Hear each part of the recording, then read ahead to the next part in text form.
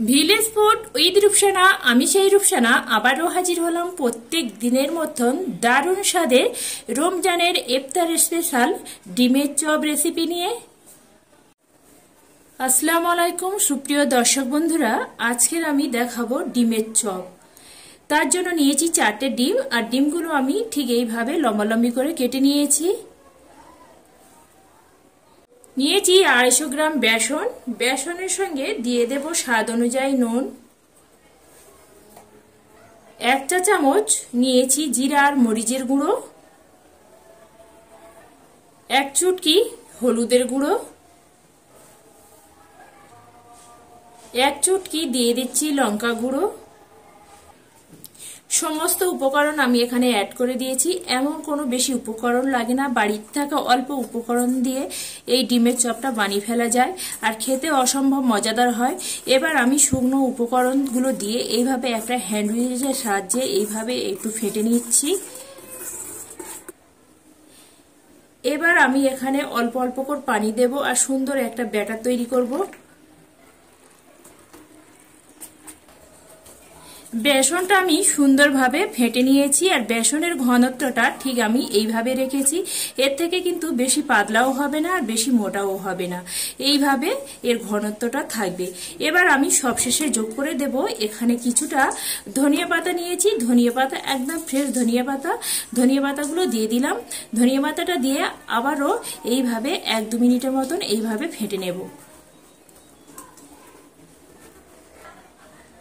ধনিয়া পাতাটা দিয়ে সুন্দরভাবে ফেটে নিয়েছি। এবার আমি সব শেষে যোগ করে দিচ্ছি এখানে একদম 1 চিমটি মতন এখানে বেকিং সোডা মানে খাবার সোডা দিয়ে আবারও এটা সুন্দরভাবে নেড়ে নিতে হবে। এই বেকিং সোডাটা আগে থেকে দিলে হবে না, ঠিক একদম ব্যাটারটা রেডি করে নিয়ে তারপরে এই বেকিং সোডাটা দিতে হবে। বেকিং সোডাটা দিয়ে আরও 3 মিনিট ধরে এইভাবে আমি সুন্দর করে একদম ফেটে নিচ্ছি। ব্যাটারটা আমার এখানে একদম রেডি হয়ে গেছে। এবার আমি এটা এক সাইড করে নিচ্ছি। আগে থেকে কড়া বসিয়ে কড়ার মধ্যে বেশ কিছুটা পরিমাণে এখানে সাদা তেল অ্যাড করলাম। তেল গরম হয়ে গেছে।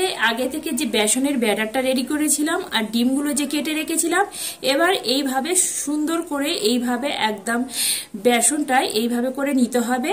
নিয়ে এইভাবে করে এবার আমি তেলের মধ্যে ছেড়ে দেব।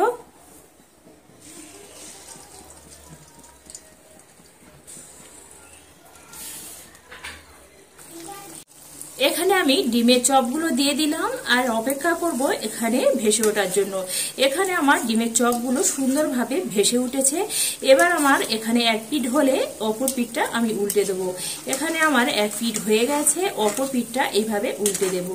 আর কালারটা সুন্দর এসেছে। এইভাবে যদি ইফতারের সময় যদি এইভাবে ডিমের চপ বানিয়ে খাওয়া যায় তাহলে তো আর কোনো কথাই হবে না, আর বাইরে থেকে দোকান থেকে কিনে আনতে হবে না। এইভাবে ঝটপট অল্প উপকরণে আর অল্প সময়ের মধ্যে এইভাবে ডিমের চপ বানিয়ে নেওয়া যাবে।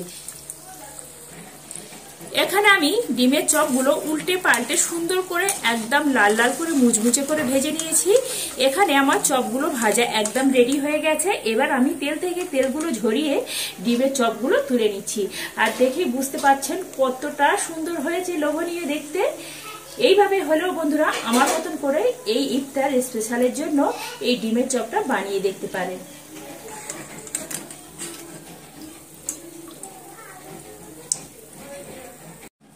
বাকি যে ডিমগুলো আছে একই রকম করে এইভাবে আমি ডিমের চপগুলো বানিয়ে নেব।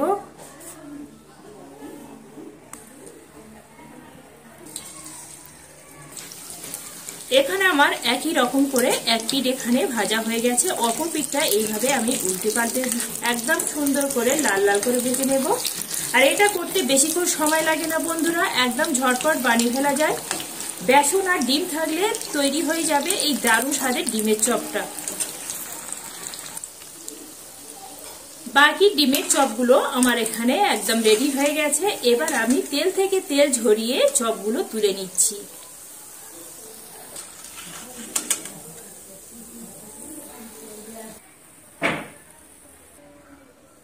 তৈরি হয়ে গেল দারুণ স্বাদের ডিমের চপ। বন্ধুরা আজকেকার এই ইফতার স্পেশাল ডিমের চপটা যদি ভালো লেগে থাকে বন্ধুরা একটা লাইক করে দেবেন, আর লাইক করে আমার সাথে থাকবেন। এইভাবে নিত্য নতুন রেসিপি পেতে গেলে অবশ্যই চ্যানেলটি সাবস্ক্রাইব করবেন।